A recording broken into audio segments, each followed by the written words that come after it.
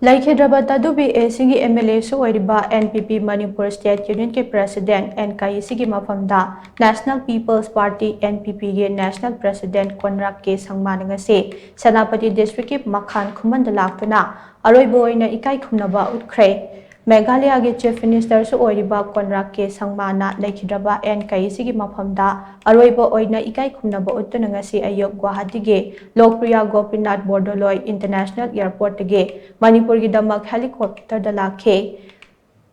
Maramgi Assam Rifles ki post da leiba helipad ta Conrad ke Sangma ki helicopter adu thunglakhibaga loinana Mapham adu taki Leikhidraba MLA N Kayisii ki Makhan khuman da leiba mahaki yumda chatke maduga iroinana Leikhidraba gi Maphamda aroiba oina Ikai Khumnaba utpagi thauramda saruk yaraba matong numit yungbada Meghalaya gi damak Manipur thadokhe Conrad ke Sangma na N Kayisii ki Maphamda aroiba oina Ikai Khumnaba utlaba matung mahakna hai MLA asina Leikhidraba haibase Manipur amade NPP ki oina mentionbang kamlaroidaba mangjaba amane Leikhidraba N Kayisii na party asigi damak tauramba mamal naidaba khudol sing matam chupagi oina ningsingduna leihoragane loinana N Kayisii ki imong manong marup mapang amade mahaki supporter singna nanghoriba awabadasu saruk yari haiba wafamso Conrad ke Sangma na fongdok lamkhe